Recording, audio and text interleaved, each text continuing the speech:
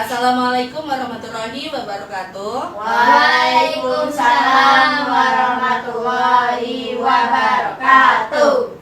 Silakan ketua kelasnya pimpin doa terlebih dahulu. Sebelum mulai pembelajaran, kita doa menurut agama dan kepercayaan masing-masing. Doa mulai.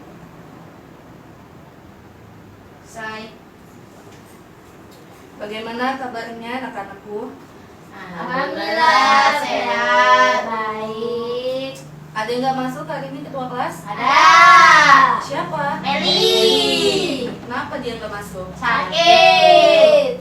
Oh ya, semoga cepat sembuh ya. Nanti dicatat di absen ya. Ya Bu. Kita pertemuan berapa hari ini? 2. Masih ada yang ingat pertemuan minggu lalu kita bahas apa? Lupa. Ya. Lupa Bu. Minggu lalu kita bahas gibah. Nah, sekarang kita bahas tentang meneladani Abu Dzar Al-Ghafari. Ada yang tahu beliau siapa? Sahabat Nabi. Pinter anak-anak ibu. Baiklah, ibu bakal jelasin siapa sih Abu Dzar Al-Ghafari ini. Abu Dzar Al-Ghafari ini nama aslinya adalah Jundud bin Junadah bin Sakan, atau lebih dikenal dengan Abu Dzar Al-Ghafari atau Abi Dzar Al-Ghafari, adalah seorang sahabat Nabi Muhammad SAW. Abu Dzar ini berasal dari suku Ghifar yang dikenal sebagai penyamun masa sebelumnya, sebelum masa datangnya Islam. Ia ini pemeluk Islam dengan sukarela. Ia adalah salah satu seorang sahabat yang terdahulu memeluk Islam, mendatangi Nabi Muhammad langsung ke Mekah untuk menyatakan keislamannya. Setelah menyatakan keislamannya, ia berkeliling ke Mekah mengabarkan bahwa ia kini adalah seorang muslim, hingga memicu kekhawatiran dan kemarahan kaum kafir Quraisy yang membuatnya menjadi bulan-bulanan pada saat itu.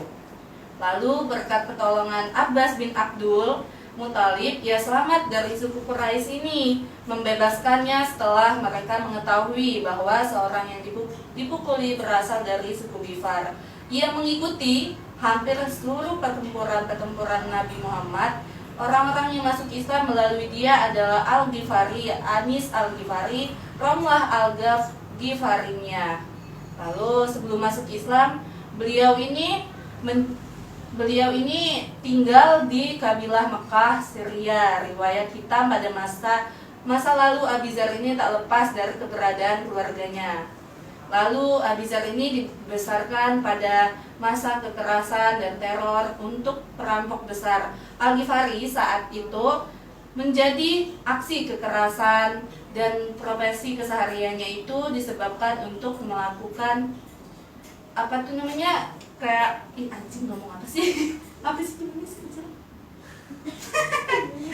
Potong aja ibunya saru. Ngulang lagi enggak kan? Enggak, nanti dikat aja. Kerusakan dan derita korban ini disebabkan oleh aksinya, kemudian menjadi titik balik dalam perjalanan hidupnya. Insaf dan berhenti di aksi jahatnya tersebut. Bahkan tak saja ia menyesali segala perbuatan jahatnya itu, tapi juga mengajak rekan-rekannya mengikuti jejaknya. Lalu tindakan itu menimbulkan amarah kepada bangsa Quraisy yang memaksa Jundad meninggalkan tanah kelahirannya bersama ibu dan saudara lelakinya. Anis Al-Ghifari ini Abu Dzar hingga hijrah ke Najd atas Arab Saudi. Ini merupakan hijrah pertama Abu Dzar. Pada masa itu ia mencari kebenaran di Najd atas. Abu Dzar tak lama tinggal di sana, sekalipun banyak ide-idenya dianggap revolusi, sehingga tak jarang mendapat tantangan dari masyarakat setempat. Lalu setelah masuk Islam, Abu Dzar pun berpikir tentang agama baru ini. Saat itu, apakah Nabi Muhammad SAW telah mulai menguncangkan kota Mekah dan membangkitkan gelombang kemarahan di seluruh jazirah Arab. Abu Dzar yang telah lama merindukan kebenaran lalu tertarik pada Rasulullah dan ingin bertemu dengan Nabi SAW. Ia ingin pergi ke Mekah dan sekali-sekali mengunjungi Ka'bah.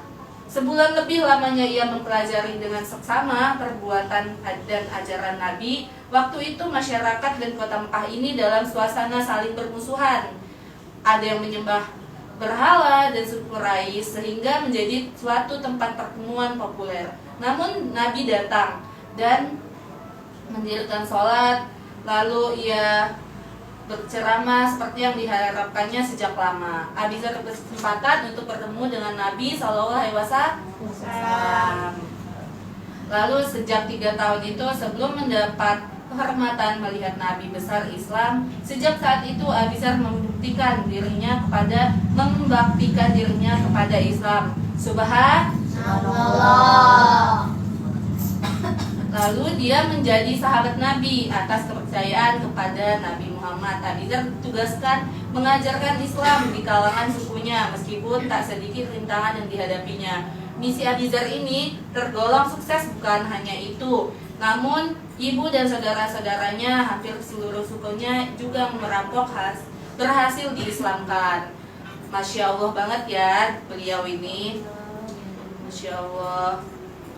Lalu Abi Dzar ini berasal dari keluarga yang kaya, namun ia hidup sederhana. Dia menjadi pelayan duafa dan pelurus penguasa semasa hidupnya. Abi Dzar Al-Ghifari ini sangat dikenal dengan sebagai penyayang kaum duafa. Kepeduliannya ini sangat tinggi, tergolong kepada fakir miskin dan rakyat-rakyat yang tidak mampu. Bahkan ia menjadi sikap hidup atas kepribadian Abi Dzar. Sudah menjadi kebiasaan penduduk Ghifar pada masa jahiliyah ini merampok khalifah yang lewat. Abi Dzar sendiri ketika itu belum masuk Islam. Kerap kali merampok orang kaya, namun hasilnya dibagi-bagikan kepada kaum duafa. Kebiasaan itu berhenti begitu ia menyatakan dirinya masuk Islam. Dalam kesederhanaannya membuahkan hasil, membawa kaum Ghifar masuk Islam, tidak berbuat akibat Nabi ini sombong. Justru ia dalam kesederhanaan berani dan rela berkorban demi Islam. Abi Dzar Al-Ghifari menjadi keteladanan untuk kita supaya tidak sombong, hidup sederhana, lalu apa itu namanya?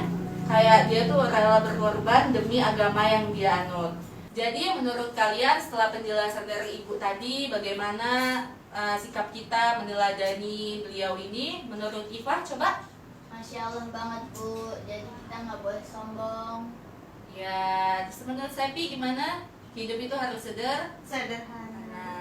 Nggak boleh berlebihan ya. Ada yang ingin bertanya? Tidak, cukup. Di sini paham semua? Masya Allah, pinternya anak-anak ibu. Nanti bakal ada tugas ya. Untuk ketua kelasnya nanti temui ibu di ruangan guru, oke? Sekarang kayaknya ibu udah dapat WA dari kepala sekolah buat menyusul rapat. Jadi apa pelajaran hari ini? Baiklah, terima kasih untuk anak-anakku sekalian. Semoga ilmu yang kita pelajari hari ini bermanfaat untuk kehidupan kita yang akan datang. Assalamualaikum warahmatullahi wabarakatuh. Waalaikumsalam.